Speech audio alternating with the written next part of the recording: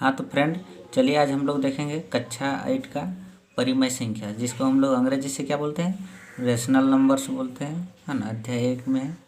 तो चलिए कुछ इसका बेसिक पढ़ लेते हैं, उसके बाद इसका धीरे धीरे बना देंगे। पहले बेसिक जानना जरूरी है ना। तो देखिए, प्राकृत संख्याएँ, है ना। प्राकृत संख्या को हम लोग नेचुरल नंबर्स बोलते हैं। गणन संख्याओं को प्राकृत संख्या कहते हैं। गणन यानी गिनती की संख्या। इस प्रकार जैसे 1, 2, 3, 4, 5 प्राकृत संख्याएँ हैं, है ना। प्राकृत संख्या कहाँ से शुरू होती है? गिनती जहाँ से शुरू होती है, काउंटिंग 1 से करते हैं, तो 1, 2 से क्या है, सब प्राकृत संख्या है। उसके बाद देखिए पूर्ण संख्या किसको बोलते हैं? होल नंबर, उसको अंग्रेजी से बोलते हैं होल नंबर्स। सभी प्राकृत संख्याएँ शून्य के साथ मिलकर पूर्ण संख्याएँ कहलाती है ना। प्राकृत संख्या में ही 0 जब जुड़ जाएगा शुरू में, तो उसको हम लोग क्या बोलेंगे? पूर्ण संख्याएँ, है ना। अतः 0, 1, 2, 3, 4, 5 ऐसा करके पूर्ण संख्याएँ हैं। तो पूर्ण संख्या प्राकृत संख्या आप समझ में आ गया। पूर्णांक को हम लोग अंग्रेजी से इंटीजर्स बोलते हैं। सभी पूर्ण संख्याओं तथा ऋणात्मक धन संख्याओं का संग्रह पूर्णांक कहलाता है ना। पूर्णांक का मतलब में पूरा अंक, जैसे -3, -2, -1, 0, 1, 2, 3 पूर्णांक है ना। उसमें पूर्णांक 2 प्रकार के होते हैं। एक धनात्मक पूर्णांक होता है ना। धनात्मक मतलब प्लस में होगा, पॉजिटिव। देखिए 1, 2, 3, 4 है ना, ये सब हो धनात्मक पूर्णांक, पॉजिटिव नंबर्स, है ना, पॉजिटिव इंटीजर्स। और ऋणात्मक को हम लोग बोलते हैं नेगेटिव इंटीजर्स, जैसे -1, -2, -3, -4, है ना।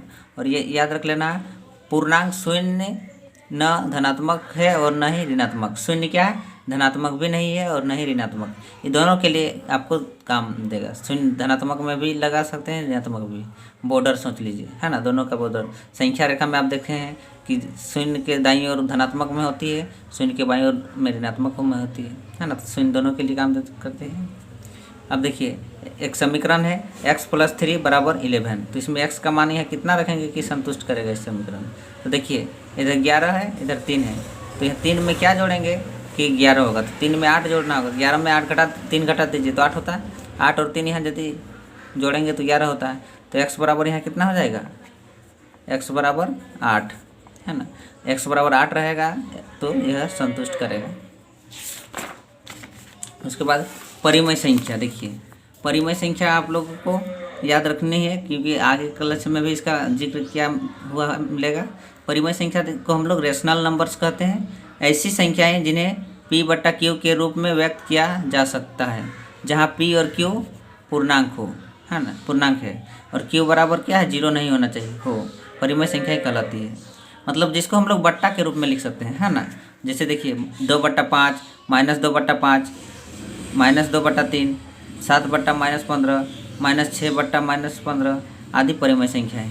लेकिन 0 नहीं होना चाहिए नीचे में, है ना। q बराबर नॉट 0, है ना। ये समझने की बात है कि q बराबर नॉट इक्वल टू, इसको क्या बोलते हैं? बराबर नहीं, है ना। बराबर को काट देंगे तो उसको बोला जाता है बराबर नहीं या नॉट इक्वल, है ना। तो q बराबर 0 नहीं होना चाहिए। q मतलब नीचे में, देखिए p/q, q का मान 0 कभी भी नहीं होना चाहिए। देखिए कहीं भी नीचे में 0 है नहीं है ना। तो ये याद रखना है। यहाँ 0/1 लिख सकते हैं, है ना। यहाँ 0/1, 2/7, -9/1 आदि भी परिमेय संख्याएं हैं। अब देखिए धनात्मक तथा ऋणात्मक परिमेय संख्याएं, positive and negative rational numbers.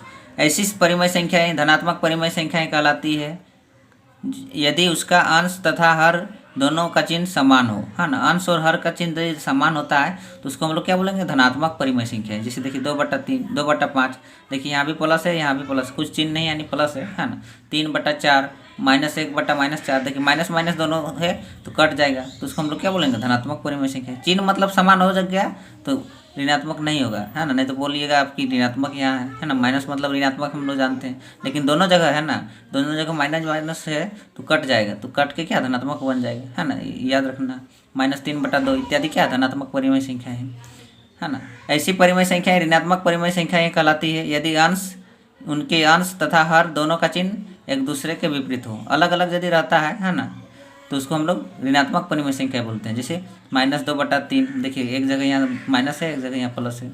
-3/5 ये भी ऋणात्मक है। 3/-8, 5/-12 इत्यादि ऋणात्मक परिमेय संख्याएं हैं।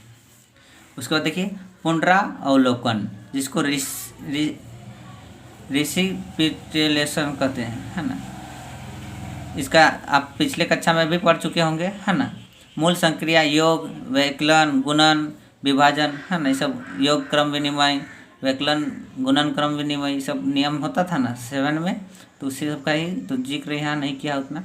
देखिए समतुल्य परिमेय संख्याएं, इक्विवेलेंट रिलेशन नंबर्स, है ना। समतुल्य परिमेय संख्याएं को हम लोग अंग्रेजी से इक्विवेलेंट रेशनल नंबर्स कहते हैं। एक परिमेय संख्या के अंश और हर को एक ही शून्येतर, जिसको नॉन जीरो पूर्णांक से गुना करने या भाग देने पर हमें दी हुई परिमेय संख्या का समतुल्य एक अन्य परिमेय संख्याएं प्राप्त होती है। यानी कि आप लोग को इसमें जीरो को छोड़ के, है ना, जीरो से छोड़ के अन्य किसी संख्या से गुना कीजिएगा। जैसे देखिए -2/3 में, है ना, -2/3 में देखिए यहाँ 3 से गुना कर दिया, तो देखिए अंश में भी 3 से गुना किया है, हर में भी 3 से, तो जीरो छोड़ देना है, जीरो नहीं गुना करना है, क्योंकि कोई भी संख्या को जीरो से गुना करने से जीरो हो जाता है ना। तो जीरो को नहीं गुना करना है, जीरो के अलावा कोई भी संख्या से गुना कर सकते हैं, है ना। ऊपर में जितना से गुना करेंगे उतना नीचे में भी करेंगे, है ना।